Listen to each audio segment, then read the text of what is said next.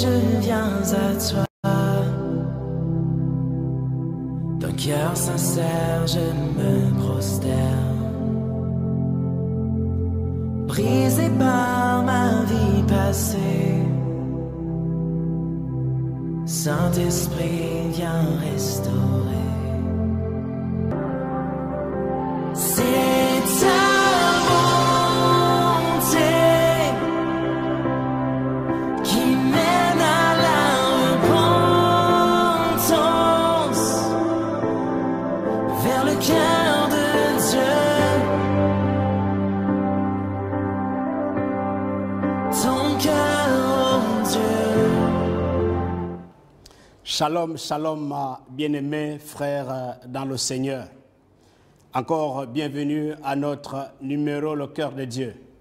C'est une émission très spéciale, c'est une émission particulière qui nous annonce tout simplement la voie du salut et nous amène à reconnaître Christ comme Seigneur et Sauveur personnel, afin d'avoir une vie meilleure, une vie de paix, une vie vraiment épanouie. Alors à ce numéro, nous voulons, n'est-ce pas, continuer dans la dimension de notre thème que nous avons entamé depuis le début de cette année, l'évangélisation. Mais le numéro de ce soir, nous parlerons, n'est-ce pas, de l'évangile qui est porteur d'espoir. L'évangile porteur d'espoir. Alléluia. Nous voulons prier un moment pour recommander toutes choses entre les mains du Seigneur. Père, nous voulons te dire merci pour ta présence en ces lieux, en ce moment. Merci pour ton règne, Seigneur. Merci parce que tu vas nous conduire selon, oh Dieu, ton esprit. L'évangile est le chemin de l'espoir. L'évangile donne la vie. Là où il y a le chaos, l'évangile vient donner forme. Et je prie maintenant que cette parole puisse donner forme dans un cœur, dans une vie, dans une nation. Dans le nom de Jésus de Nazareth, prends possession, prends autorité et conduis toutes choses comme tu as prévu le faire. Je m'abandonne à toi, Père. Saint-Esprit, utilise cette parole pour créer la vie. Au nom de Jésus. Amen. Alors, bien-aimés frères, l'évangile porteur d'espoir. Alors, dans le contexte actuel, nous avons besoin de comprendre que l'évangile seul peut donner l'espoir. Nous pouvons utiliser toutes les méthodes, tous les mécanismes pour pouvoir procurer la paix, pour résoudre des problèmes, pour, n'est-ce pas, être guéri, pour apporter la paix dans une nation. Mais nous allons juste comprendre que nous allons échouer parce que les efforts des hommes, n'est-ce pas, ne vont pas à long terme, mais seul l'évangile. Alors l'évangile, c'est la bonne nouvelle. Quand on parle d'évangile, on parle de la bonne nouvelle. Et vous savez, nous avons souvent écouté des bonnes nouvelles. Mais cette bonne nouvelle, elle perdure. Quand vous l'entendez, vous la saisissez, elle perdure dans les cœurs. La bonne nouvelle, c'est l'annonce du salut de Jésus-Christ. Alléluia. C'est l'annonce du salut que Jésus a offert à tout homme dans le monde. Alléluia. C'est la vie, c'est l'enseignement de Jésus. C'est ça la bonne nouvelle qu'a prêché les disciples de Jésus. C'est ça la bonne nouvelle que prêchent, n'est-ce pas, les hommes de Dieu aujourd'hui, pour que les hommes et les femmes rentrent en possession, n'est-ce pas, de cette bonne nouvelle et qu'ils vivent heureux sur la terre. Parce que la bonne nouvelle transforme, la bonne nouvelle donne espoir, la bonne nouvelle structure l'homme, n'est-ce pas, dans la volonté du royaume de Dieu. Est-ce que quelqu'un peut dire Amen? Voilà pourquoi nous disons l'évangile porteur d'espoir. Alors dans notre contexte actuel, nous avons besoin de l'évangile. Est-ce que quelqu'un peut dire Amen? Nous avons besoin de l'évangile, bien-aimés frères. Dans notre contexte actuel, nous avons besoin de l'évangile pour créer l'espoir, pour amener les hommes, n'est-ce pas, à vivre dans la dignité, à vivre dans la vérité, à vivre dans l'honnêteté, parce qu'il n'y a que l'évangile qui peut corriger l'homme. Voilà pourquoi nous parlons de ce thème, n'est-ce pas, en ce jour. Alors, pourquoi l'évangile est porteur d'espoir? C'est tout simplement parce que les hommes sont perdus et séparés de Dieu. Alors, les amis bien-aimés frères, vous allez comprendre que l'homme est tellement égoïste au point où toutes les décisions, tous les décrets qu'il peut, n'est-ce pas, entreprendre sont en sa faveur, mais pas pour le bien-être de l'homme. Voilà pourquoi l'homme sans Dieu est perdu. L'homme sans Dieu, n'est-ce pas, est séparé de Dieu. Et toutes les décisions, tout ce qu'il peut entreprendre, n'est-ce pas, comme décision, a dû l'influence, n'est-ce pas, de l'ombre de la mort. La raison pour laquelle nous avons besoin de l'évangile pour éclairer. Écoutez ce que la Bible dit dans Romains, le chapitre 1er, et le verset 18. Il est dit, la colère de Dieu se révèle du ciel contre toute impiété et toute injustice des hommes qui retiennent injustement la vérité captive. Alléluia. La vérité captive, bien aimés frères. Chaque homme qui vit, n'est-ce pas, non seulement, n'est-ce pas, loin de Dieu, la Bible déclare qu'il est séparé de Dieu. Qu'il est séparé de, spirituellement, il est séparé de Dieu. Alléluia. Mais il est aussi totalement incapable de se racheter malgré sa bonne vie ou bien se procurer du salut, se procurer la paix ou résoudre un problème, n'est-ce pas, qui nécessite la paix dans le monde. À cause du péché, l'homme est séparé de Dieu et ne peut avoir accès à un Dieu saint. Parce que Dieu est saint. Et tous ceux qui veulent voir Dieu, tous ceux qui veulent avoir accès à Dieu doivent être saints. Alors qu'il soit conscient ou non, n'est-ce pas, de sa situation, mais il doit être saint. Alors l'homme sans Dieu et sans espoir, alléluia, il est condamné à mort, il est condamné à mourir. La seule solution est d'accepter, n'est-ce pas, le Dieu saint, d'accepter Jésus-Christ que Dieu a offert en sacrifice. Voilà pourquoi c'est une nécessité de comprendre que l'évangile est porteur d'espoir. Celui qui a Jésus, n'est-ce pas, celui qui a Jésus dans sa vie, il rentre dans l'espérance. La raison pour laquelle nous devons comprendre que l'homme sans Dieu est séparé de Dieu. Il est perdu, il est perdu, il est totalement perdu. Voilà pourquoi vous allez voir que tous les engagements que prennent les hommes actuellement ne sont pas en faveur, n'est-ce pas, du peuple, parce que l'homme est égoïste, il est aveugle, il est égoïste. Et dans son égoïsme, tout ce qu'il fait, c'est pour son bien-être, c'est pour son propre, n'est-ce pas, son bien personnel. Et regardez ce que la Bible dit par rapport au verset de Romains 1, 18 que nous avons lu. On dit que la colère de Dieu se révèle. Il dit, la colère se révèle du ciel contre toute impiété et toute injustice des hommes qui retiennent injustement la vérité captive. Alléluia. La vérité captive. Quand on parle de l'impiété, n'est-ce pas, c'est le premier, le plus grave des péchés, n'est-ce pas? Quand l'impiété est le premier, le plus grave des péchés, c'est le refus de reconnaître et d'adorer le seul vrai Dieu. C'est-à-dire que quand on parle de l'impiété ici, on parle de l'adoration de l'homme. C'est-à-dire que vous refusez d'adorer le vrai Dieu, reconnaître le vrai Dieu, mais vous portez vos regards vers l'homme, l'homme que Dieu a créé à son image. Alléluia. Donc, au lieu d'adorer Dieu, vous adorez l'homme. Donc, tout cela nous amène à comprendre que l'homme est séparé de Dieu. Tous les hommes, n'est-ce pas, ont péché. Et l'injustice, n'est-ce pas, des hommes découle de leur nature pécheresse. C'est-à-dire le refus de croire en Dieu. Quand vous refusez de croire en Dieu, vous êtes séparé de Dieu. Voilà pourquoi actuellement, bien aimé, le monde, les hommes sont égoïstes. Les hommes sont égoïstes.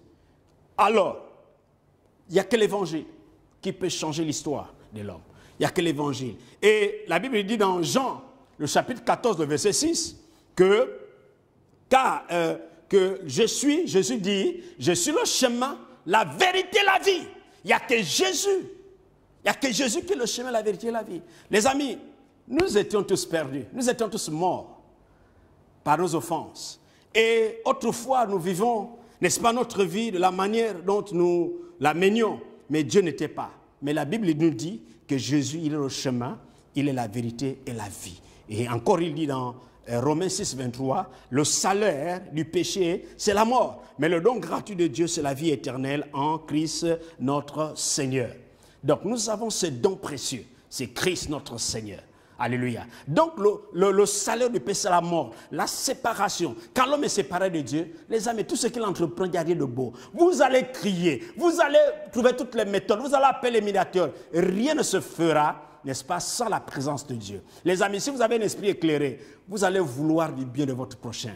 Voilà pourquoi nos gouvernants ne se soucient pas de vous. Parce que l'ombre qui les dirige, c'est l'ombre de la mort. Et l'ombre de la mort ne peut pas vouloir du bien de son prochain. Satan, vous ne pouvez pas vous ne pouvez pas faire un traité de paix avec Satan. Vous allez dire, bon, aujourd'hui, toi, tu fais ça, moi, je fais ça. Dès que tu tournes le dos, lui, il va abréger ce traité. Donc, vous ne pouvez pas, l'homme qui est dirigé, qui est sous la main de Satan, ne peut pas vouloir du bien de vous. Voilà pourquoi nous devons prier pour nos autorités, parce qu'ils sont sous l'ombre de la mort. L'ombre de la mort conduit rien qu'à la mort, au mal. Et tout ce qui est mal gouverne l'homme sans Dieu. Alléluia. Voilà pourquoi l'évangile, c'est le porteur, n'est-ce pas? C'est le porteur d'espoir. Alléluia. C'est important de le saisir, bien mes frères. Alors, nous allons répondre aussi à cette deuxième question pour comprendre que l'évangile est porteur d'espoir parce que tu es un instrument pour atteindre le monde. Tu es un instrument important pour atteindre le monde. Il n'y a que par toi qui est éclairé, il n'y a que toi qui est éveillé. Dieu n'a pas besoin de plusieurs personnes qui cherchent un homme qui se tient à la brèche. Comprends que tu es un instrument important pour porter l'espoir aux hommes. Le chrétien qui est né de nouveau, qui est éclairé, il est un instrument important pour répandre la bonne nouvelle. Alors tu es l'instrument que Dieu s'est choisi pour répandre la bonne nouvelle, bien aimés frères. Alléluia. Tu es celui que Dieu a choisi pour répandre la bonne nouvelle. Tu es un instrument efficace. La Bible déclare dans Actes le chapitre 1 que vous recevrez une puissance venant du Saint-Esprit. Alléluia. Le Saint-Esprit vous accorde la puissance pour être des témoins efficaces. Voilà pourquoi tu as reçu le Saint-Esprit, tu as reçu la puissance qui est venue du Saint-Esprit, qui te qualifie à être un témoin, à être un instrument efficace pour répandre la bonne nouvelle. Alléluia. Les hommes ont besoin de la bonne nouvelle. Nos dirigeants ont besoin de la bonne nouvelle pour prendre les bonnes décisions vis-à-vis du peuple, parce que l'envoûtement spirituel fait en sorte que le bien devienne le mal et le mal devient le bien. Voilà pourquoi nous voulons répandre, nous voulons que tu comprennes que tu es un instrument que Dieu va utiliser pour répandre cette bonne nouvelle. Alléluia. La Bible déclare que si quelqu'un en Christ, il est devenu une nouvelle créature, les choses anciennes sont passées et voici toutes choses sont devenues nouvelles. Toutes choses sont devenues nouvelles et tu es devenu une nouvelle créature et tu es un instrument que Dieu s'est choisi pour répandre la bonne nouvelle. Alléluia. Les amis, tu es un instrument que Dieu s'est choisi. Regardez Daniel. Alléluia. Daniel est un instrument important avec ses amis dans le pays de Babylone. Est un instrument de gloire dans le pays de Babylone. Néhémie est un instrument de bénédiction, n'est-ce pas, pour Jérusalem. Alléluia. Alors, bien aimés frères, la Bible dit, puis il leur dit dans Marc 16, 15, il leur dit, allez par tout le monde et prêchez la bonne nouvelle à toute la création. À toute la création. À toute la création. Nous allons tout faire. Nous allons trouver des stratégies. Nous allons avoir des conférences, des traités de paix dans le monde. Mais les amis, depuis qu'il y a des organisations de paix dans le monde, mais nous n'avons vu aucun changement. Il y a plus de problèmes dans le monde actuellement, malgré les organisations, malgré les armes qui sont fabriquées, mais il y a toujours des problèmes dans le monde. Et je vous dis que ces problèmes ne cesseront pas. Il n'y a qu'une seule arme efficace qui va faire cesser ces problèmes. Sinon, qui va amener les gens aux réconciliations. C'est l'évangile de Jésus-Christ. Je me suis dit que tu allais dire Amen. C'est l'évangile de Jésus-Christ. C'est l'évangile de Jésus-Christ de Nazareth. Alléluia. Donc, c'est une obligation pour toi qui es chrétien. C'est une obligation, n'est-ce pas, d'être cet instrument de porteur de l'évangile dans le monde. Est-ce que quelqu'un m'entend? Est-ce que tu peux dire Amen? Alléluia. Donc, bien-aimé, alors nous voulons que tu comprennes, que les hommes sont séparés, les hommes sont perdus à cause de leurs péchés et ils ont besoin, n'est-ce pas, de rentrer, de comprendre que Jésus seul peut les réconcilier pour qu'ils comprennent qu'ils sont dans les ténèbres de la mort.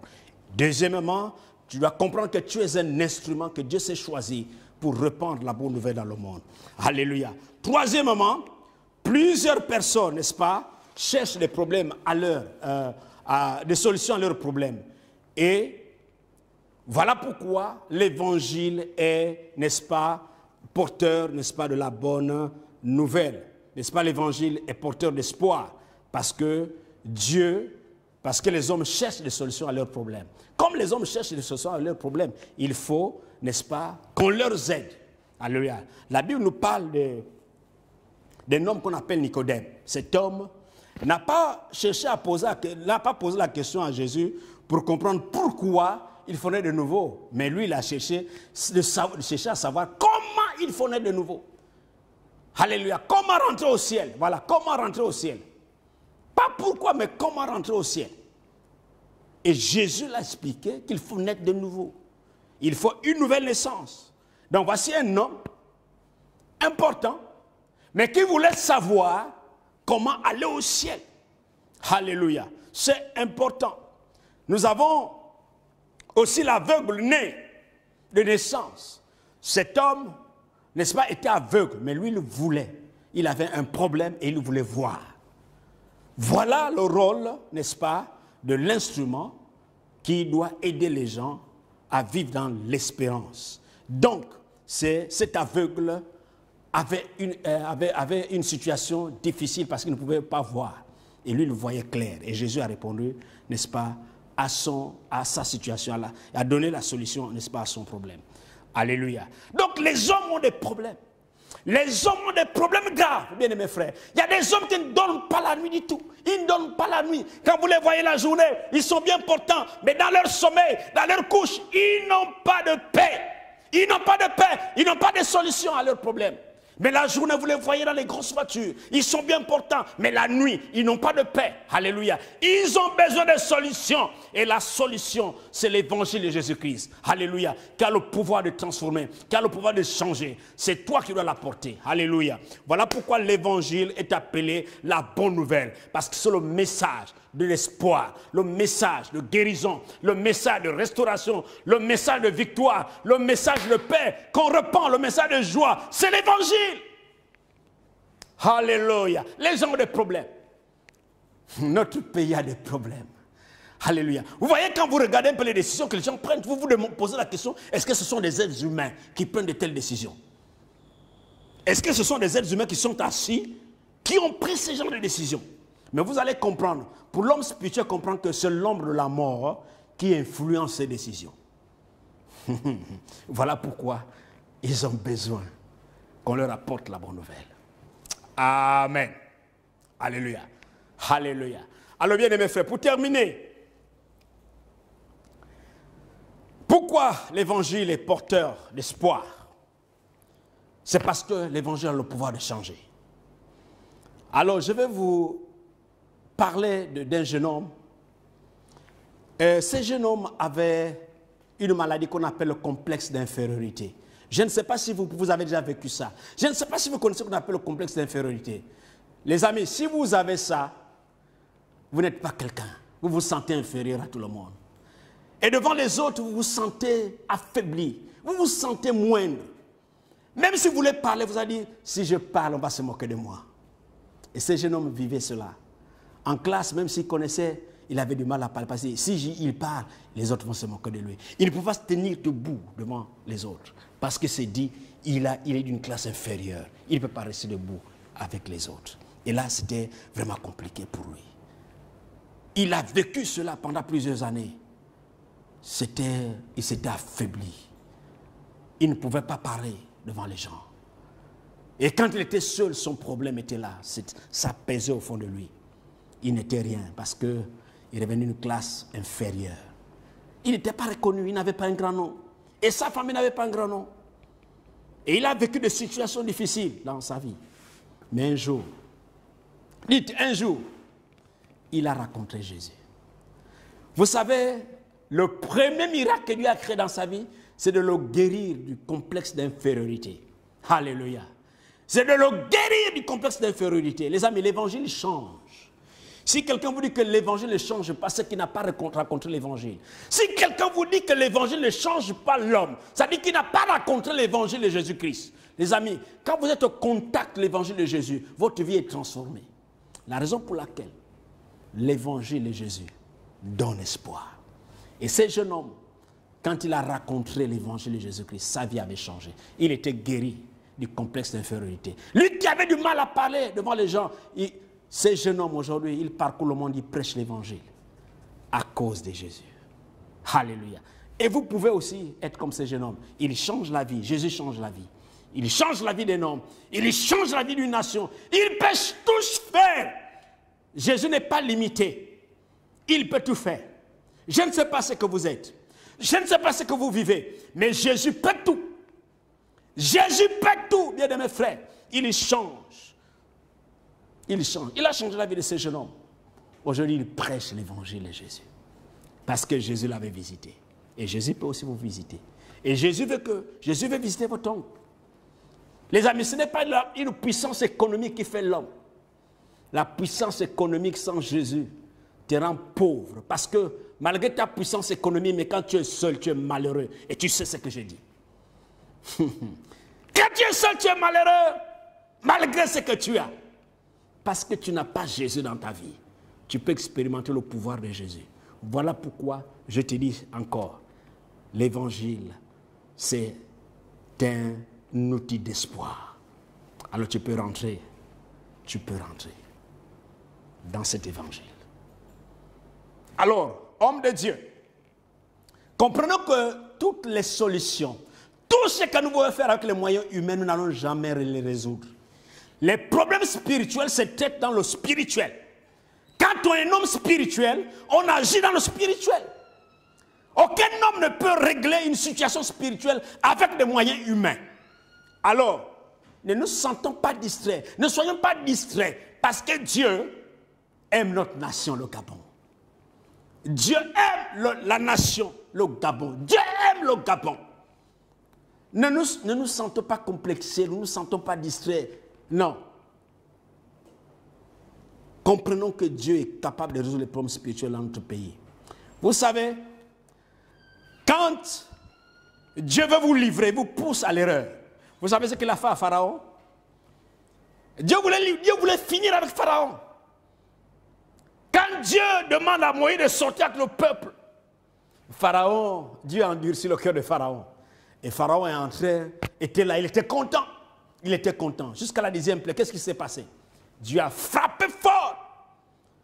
Dieu a frappé fort. Tous les premiers-nés d'Égypte. Tous les premiers, les animaux, les humains, Dieu avait frappé fort. Vous savez ce que Pharaon a fait? Pharaon a dit à Moïse, allez, sortez maintenant. Quand Dieu veut livrer un peuple qui pousse à l'erreur, ouvrez les yeux et regardez, Dieu est en train de livrer vos ennemis. Il y a des gens qui vont être vraiment ridicules. D'ici là, vous allez voir. Mais ayons des yeux spirituels pour voir. Il y a aussi des oreilles spirituelles pour écouter. Ne soyez pas distraits. Ce qui m'embête avec nos prophètes, c'est qu'ils attendent des événements pour commencer à parler. Non, ce n'est pas ça un prophète. N'attendez pas qu'il ait des émeutes pour sortir. Un homme spirituel, la Bible dit quoi? Que Dieu ne peut pas faire quelque chose, accomplir quelque chose sans avoir révélé son secret à ses prophètes, à ses serviteurs, les prophètes. C'est-à-dire qu'il annonce d'avant. Donc quand ça arrive, ce n'est pas une surprise pour celui qui veille. Alléluia. Alléluia. L'évangile porteur d'espoir. Et je crois à l'évangile parce qu'il a changé l'histoire de ma vie. Alléluia. L'évangile a changé l'histoire de ma vie et l'évangile peut changer le monde. L'évangile peut changer le cœur le plus endurci. L'évangile est capable de détruire, de briser les chaînes, de libérer l'homme des puissances et des forces des ténèbres. Et tu penses que Dieu est incapable, Dieu est capable de te sortir de là. Et Dieu est là, Jésus est là. Pourquoi Jésus est mort à la croix s'il ne peut pas te délivrer de sortir des alliances, de toutes les alliances que tu as tissées? Non, Jésus est capable de te faire, de te sortir de là. Il peut encore le faire. Alléluia. Tu penses que tout est fini? Non, rien n'est fini. Parce que Dieu n'a pas dit son dernier mot. Alléluia. Crois seulement. Alors je vais prier. Je vais prier le Seigneur. Pour que tu comprennes que l'évangile, la bonne nouvelle, n'est-ce pas, de Jésus, que le message de Jésus, dont Jésus, n'est-ce pas, s'est donné la mort. Le message que les apôtres ont enseigné de Jésus-Christ pour délivrer l'homme. Parce qu'on parle de la bonne nouvelle, on parle de la vie. On parle de la bonne nouvelle, on parle de la restauration, la guérison. Quand on parle la bonne nouvelle, on parle la paix, on parle la joie. On parle la vie de Dieu. La vie Zoé. Alléluia. Je vais prier pour chacun de nous pour que Dieu nous utilise, nous soyons des instruments efficaces pour sa gloire et aussi pour aider les gens à comprendre qu'ils ont besoin de la bonne nouvelle. Seigneur, merci pour ta grâce. Seigneur, merci pour ta parole qui est claire et qui donne l'intelligence au simple. Seigneur, merci pour l'amour de Dieu qui remplit mon cœur. Merci pour l'amour de Dieu qui remplit mon cœur de joie. Seigneur, tu es l'unique Dieu qui a changé l'histoire de ma vie. Et tu peux changer l'histoire de mon frère. Tu peux changer l'histoire de ma soeur. Tu peux changer l'histoire de cette nation. Seigneur, tu peux toucher un cœur. Je prie que l'Esprit de Dieu contrôle notre pays. Je prie au nom de Jésus que toutes les lois uniques, tout ce qui est réglant le secret avec Satan, soit livré en spectacle dans le nom de Jésus. Je libère les hommes des puissances, des forces des ténèbres. Parce que l'évangile donne la paix, l'évangile donne la joie. Je les libère par la puissance de l'évangile dans le nom de Jésus. Père, merci parce que tu m'exauces toujours. Que ton règne vienne. Que ta volonté soit faite sur le Gabon comme elle est dans le ciel. Dans le nom de Jésus, nous croyons fermement à la puissance de ta parole. Au nom de Jésus. Amen.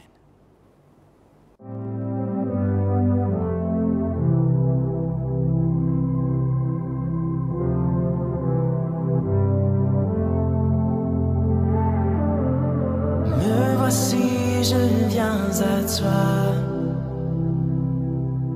D'un cœur sincère, je me prosterne.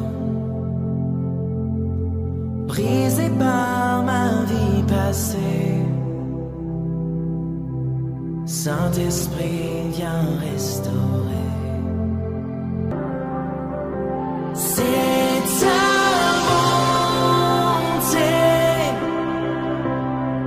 qui mène à la repentance vers le cœur.